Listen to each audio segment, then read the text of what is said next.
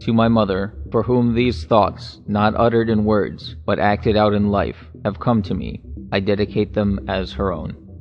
This book is addressed to the sorrowful, and may be that there are some in whose lives pleasure so far outbalances pain, that the presence of the latter has never been felt by them as a mystery.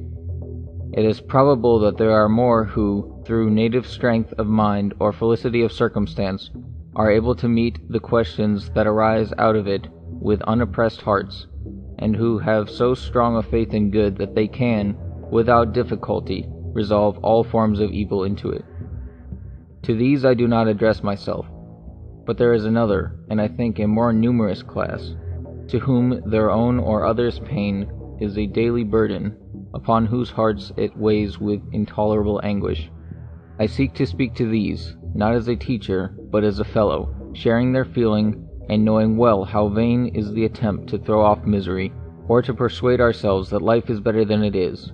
I would fain share with them also thoughts that have seemed to me capable of casting a bright gleam of light athwart the darkness, and if they are true, of bringing an immense and incredible joy out of the very bosom of distress.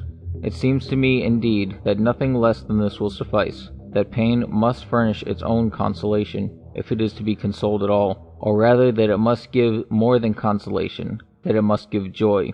If it can be made fruitful thus, if rejoicing can be seen to be rooted in sorrow, not sometimes only, but absolutely, then at least one part of the mystery, and perhaps the hardest and darkest part, would be gone. And it is this that I think I have seen, and that I wish, if I can be so happy, to show those who need it more than myself, and who better than myself may profit by it.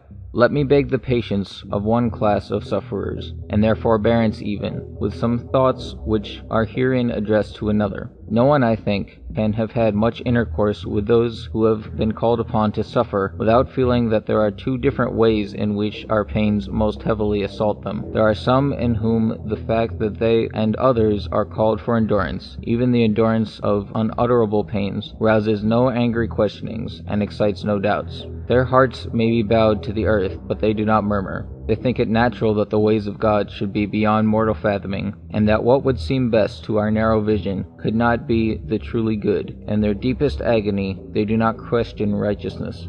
But there are others, I think, they are the more, the chief poignancy of whose suffering comes from the irrepressible doubt of right, a burning passion to penetrate the impenetrable meaning of their anguish. They might gird themselves up to endure, but they cannot tolerate the unreason, the waste, the seeming wrong.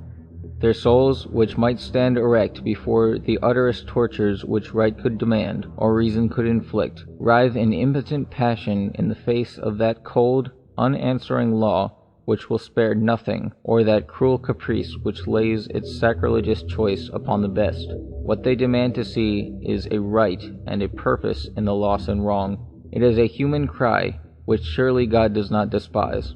Is it not, indeed, a faith ignorant of itself, an assurance that there must be in God's world a right, a perfect reason, which could not balk our hearts or mock our hopes if we could know it? Surely we ought not be impatient of these demands, even when they are most impatiently urged.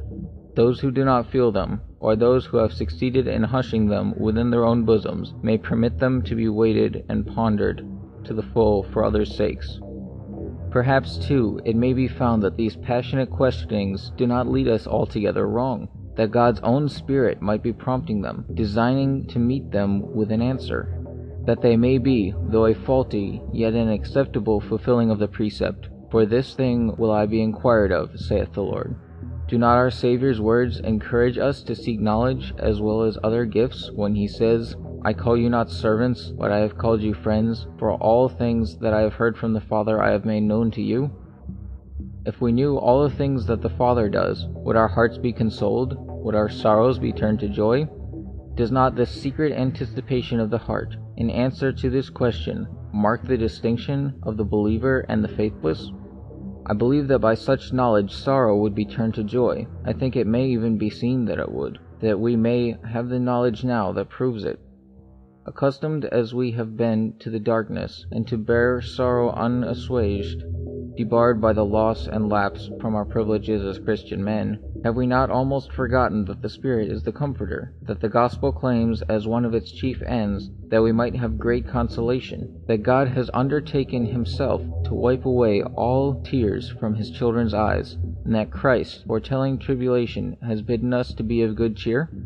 Let us recall the joyful words. Let us assure ourselves that they do verily express the truth. Let us be bold to believe them, and believing them, to look for and to welcome all agencies by which they are fulfilled. From whatever unexpected quarters, or quarters most threatening and hostile, there springs up consolation. May we not believingly recognize it as God's messenger, as His minister for fulfilling His word?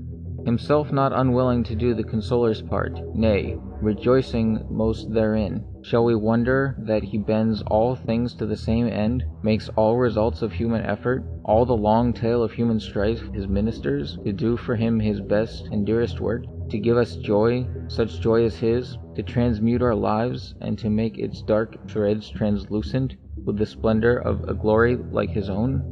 Can we wonder if all that man has known or done has been working together, unknown to him indeed, but guided by God's own hand to this end, coming to us now as His ministers in our sore need, and bringing refreshing waters to us when we are thirsting unto death?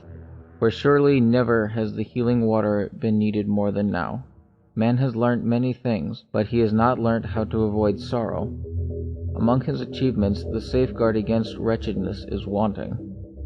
Perhaps, indeed, he could scarcely be charged with exaggeration who should hold that the aggregate of man's unhappiness has increased with this increasing culture, and that the acuter sensibility multiplied sources of distress more than outweigh the larger area from which his pleasures are drawn, and the more numerous means of alleviation at his command. At least, it appears certain that our heaping up of enjoyments, if ever it was designed as a means of producing happiness, has proved a signal failure.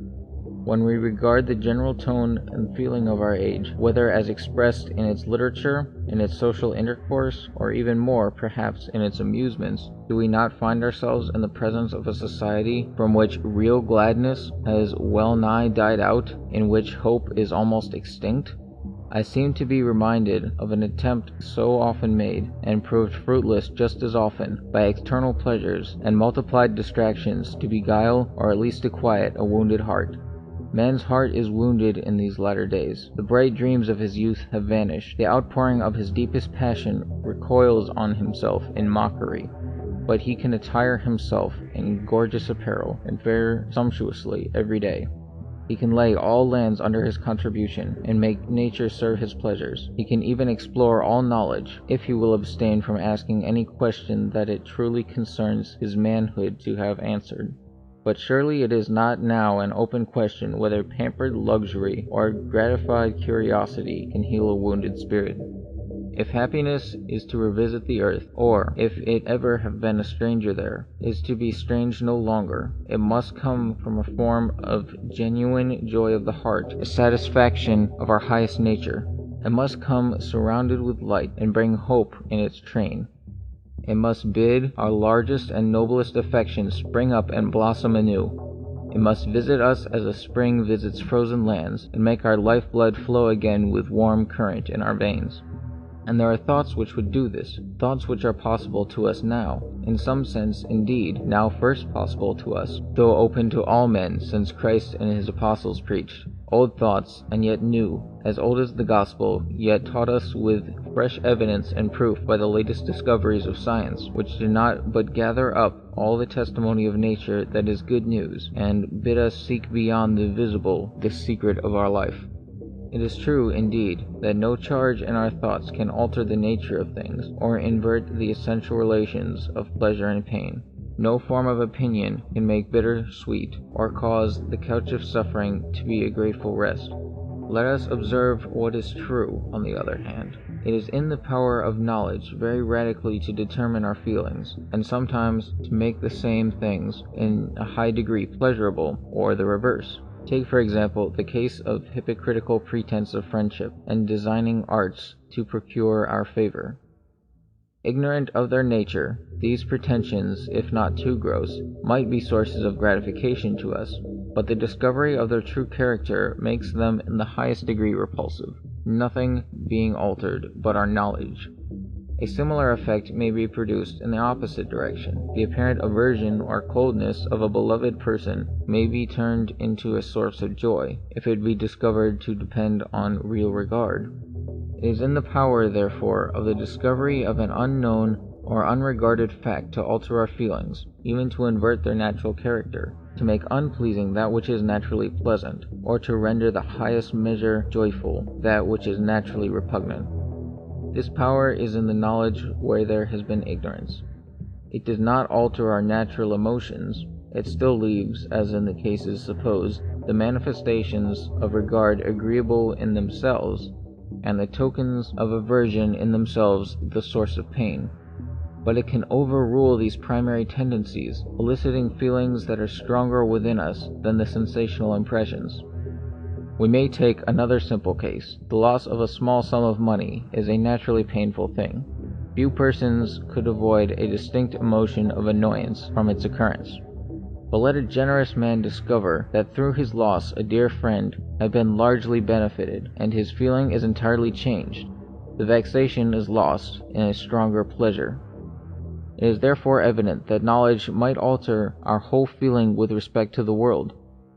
The apparent good and evil of life constitute a case in which a truer understanding might invert the natural expression.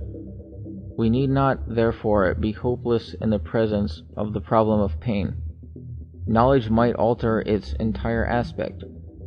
Nay, we are not limited to this general thought, for there is one condition under which all know that pain is not truly evil, but a good.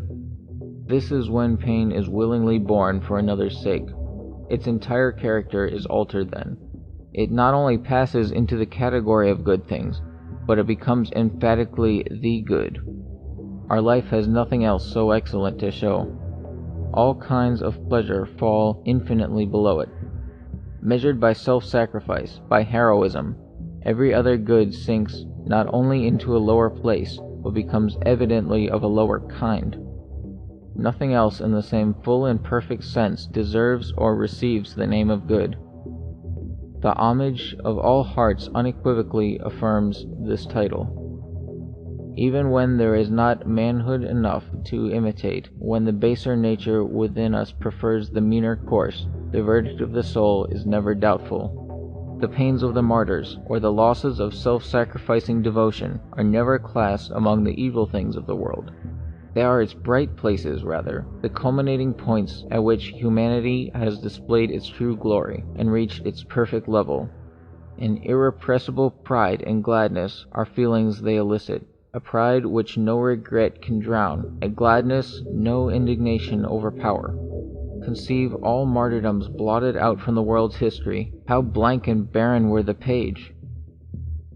There are materials, then, evidently within us for the entire inversion of our attitude towards pain. The world in this respect, we might almost feel, seems to tremble on the balance. A touch might transform it wholly. One flash of light from the unseen, one word spoken by God, might suffice to make the dark places bright, and wrap the sorrow-stricken heart from a man in the wonder of an unutterable glory. If all pain might be seen in the light of martyrdom, at the least and lowest in man's poor and puny life, or shall we rather say, in God's great universe, might be interpreted by the best and highest, were not the work done? It is done, for the light has shone, the word is spoken. End of chapter 1. Recording by Ethan D. Gilkey.